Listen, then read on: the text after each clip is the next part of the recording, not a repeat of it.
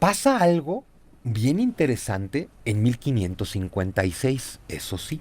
En 1556, un indígena de la nobleza tlaxcalteca llamado Marcos Zipactli de Aquino, que es pintor, que estudia en el Colegio de Santiago Tlatelolco. El Colegio de Santiago Tlatelolco, fundado por Zumárraga y por Hernán Cortés, para darle educación en gramática, en religión, en arte a la nobleza indígena. Es un alumno del Colegio de Santiago Tlatelolco, Marcos Zipac de Aquino, el que en 1556 pinta la imagen guadalupana, por encargo del propio colegio. Y es un encargo muy simple. Aquí está la imagen que trajo Hernán Cortés, bien española.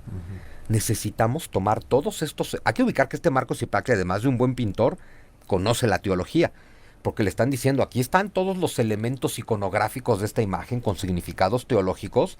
Necesitamos que todos estos los plasmes en una virgen local.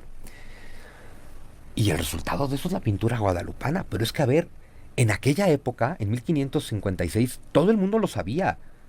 Todo el mundo sabía quién era el autor del lienzo. A ver, todo. Marcos Zipac de Aquino lo tenían claro todos.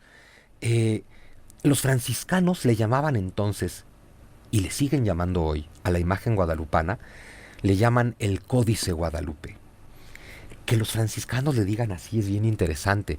Códice Guadalupe te dice que esa pintura trae un montón de información bien interesante que hace un indígena castellanizado y cristianizado, Marcos Zipac de Aquino. Esa es una verdad histórica. Ahora, lo interesante es que se empezó a decir que esa imagen era milagrosa. Pero milagrosa significaba que si tú peregrinabas a ver esa imagen, se te curaban tus enfermedades. Nunca se dijo que se le había parecido a un tal Juan Diego. El nombre Juan Diego aparece por primera vez en la historia, Enrique, en una fecha tan tardía como 1647. O sea, se supone, según la tradición, que la Virgen se le aparece a Juan Diego en 1531, pero el nombre Juan Diego es mencionado por primera vez en 1647, en un texto escrito por un sacerdote jesuita, el padre Miguel Lazo de la Vega. Escribe un libro que se llama La imagen de Nuestra Santa Señora María Tonantzin de Guadalupe. Y en ese libro, este jesuita que quiere, a ver, para esa época, evidentemente hay todo un culto guadalupano, importantísimo, ya se ha desarrollado en torno a esta imagen. Lo que hace Miguel Sánchez en 1647 es terminar de darle forma en un libro. 1647, Enrique, es en ese texto de ese año cuando Miguel Sánchez escribe sobre Juan Diego, pero la historia que te cuenta es idéntica a la de Gil Cordero, solo que es Juan Diego en lugar de Gil Cordero. Está adaptando la historia. Y estamos hablando de 117 años después de que se supone que ocurrieron los hechos.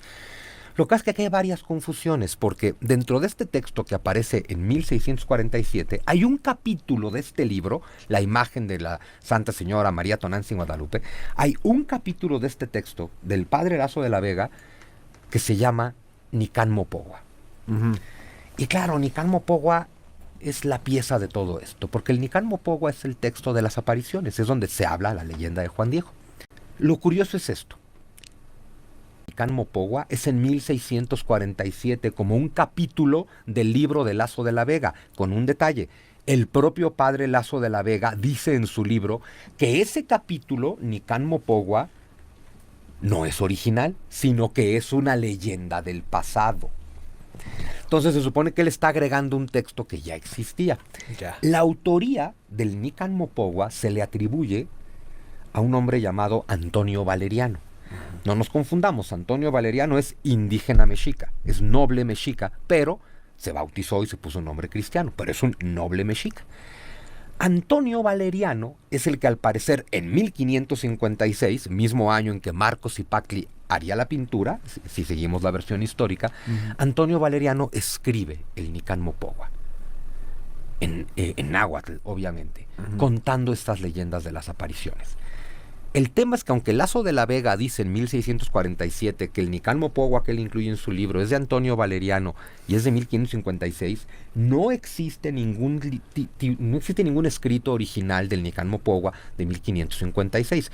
Vamos a asumir que el padre Lasso de la Vega dijo la verdad y simplemente no tenemos el original, pero que Antonio Valeriano escribió el Nicán Mopogua en 1556.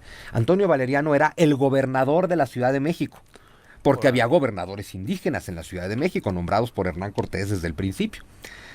Justo eso pasa hasta 1647, cuando pues Padre Lasso de la Vega hace su libro de la imagen guadalupana, tiene el capítulo que es el Nicán Mopogua, se populariza, que es en gran medida lo que se buscaba, y le pasa lo que a todos los textos sagrados, justo que es, mira, esto es un texto profundamente simbólico para que tú lo interpretes y veas lo que Dios te está diciendo. Y en lugar de eso, siempre quedamos en la tentación de, esto pasó, esto fue así, esto es historia.